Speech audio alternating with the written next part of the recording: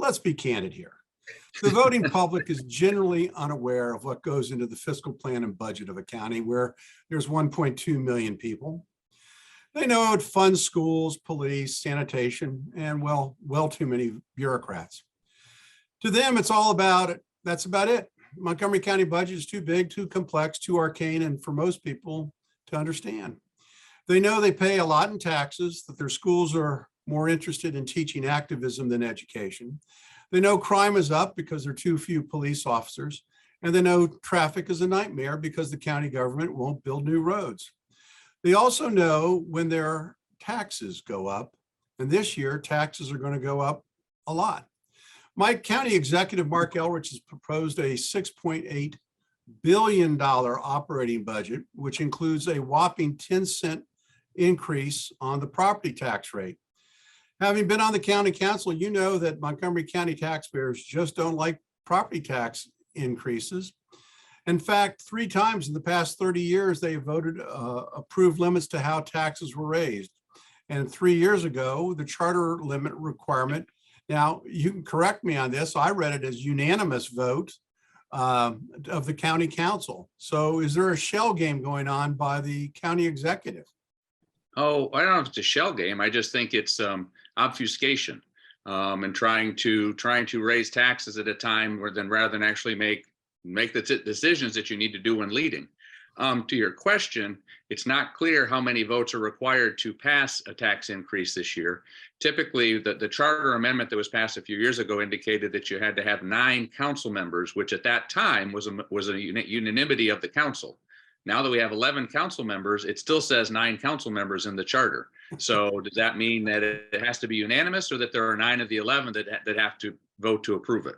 So that's not. I love loopholes, don't you? It's great stuff. And as I understand yesterday, council staff and county executive staff are actually working together to try and figure out how many votes are required to pass the budget right now with the tax increase in it. You said it's 10 cents, and I think it's important for people to understand that while it's 10 cents, it's also 10%. It's a 10% property tax increase. And so 10 cents doesn't sound like much. 10% sounds like quite a bit. So I think it's important to understand. If you've got a $500,000 house, it's another $500 in taxes, right. Because you're paying about $5,000 right now annually in taxes. So Mark, the game, real quick though, the game the county executive's trying to do though is to say that this actually isn't under the charter limit because of the new blueprint for education that the state is putting forward. There are some local funding requirements in there, and so while his $300 million for the school system isn't necessarily required for that blueprint, he's trying to say that it is, and so as a result that it's a state mandate and therefore doesn't fall under the charter requirement. So he's trying to play quite a few games with this right now, and I think people need to be very wary of that because there's still not a plan for how to spend that $300 million. There's not clarity around we're going to improve test scores, we're going to go after the green zone and the red zone as we did with Dr. Weiss. There's not a plan, and we just want to spend $300 million more dollars. And so, as is often the case, we're just going to spend a lot of money at a time when we just had a windfall from the feds. We rebased how the property tax was calculated, which generated a lot more additional revenue. And now, because we don't really have any good plans, we don't want to make any decisions, we're at a point where we're just going to increase revenue again and raise taxes. Well, I don't want to, Mark, I'll get to you in a second about the follow-up, but a question for Mike. You know, Mike, it seems that the State Department of Education really is the driver on school spending, isn't it? It's not really the county.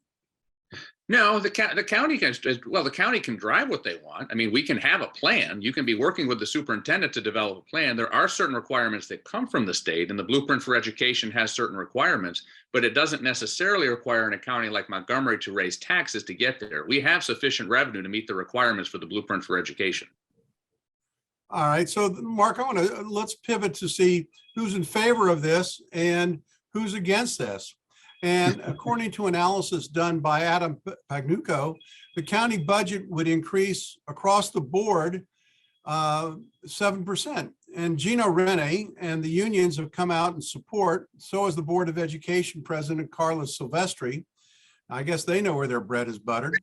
But where are the opponents to this? I mean, if Mike is correct and you need 3 opponents to vote against this bill, Who's going to be in opposition? We haven't heard anything from the council. So is Andrew Friedson going to be against it? Marilyn Balcom is very new. We don't know where Marilyn might go on this. And Stan Katz, who has traditionally been against tax increases, we don't know if he is the third vote. So who in the council is going to stand up for taxpayers? Well, I think you mentioned the possible candidates. Obviously, any one of the 11 are potential votes against it. And some have obviously indicated that they want to go Well, forward who else? But let me just kind of focus, though, on, look, we've got an implied or an explicit business model in Montgomery County of high taxes for services. And one of the key things that you described there is there's not a linkage. I think Mike described that there's not a linkage yet that says that this money will go for these improvements in services. And we've seen a deterioration in education. That's been part of that business model. We'll have great test scores, great schools, and that's what you're paying your taxes for. And I think really there's a conversation in addition to the tax that needs to go on the service side of delivering those services that people expect.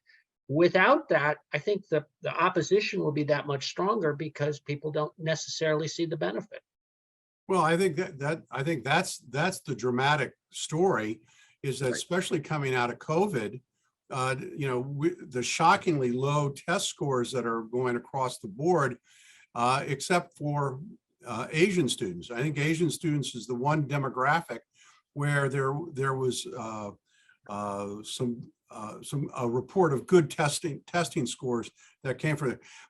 Mike, in addition to what the county executives proposed, since we're talking about taxes, Kristen Mink and Will Jawando want to increase the recordation taxes, and they've got, when buying a home and refinancing a home, and then they've, I guess, want to allocate that to some kind of affordable housing fund. But it seems to me that's totally counterproductive in trying to keep home buying affordable.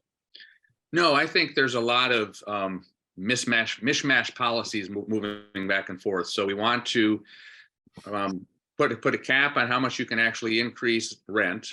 We want to increase taxes. We want to make it more unaffordable to purchase a home.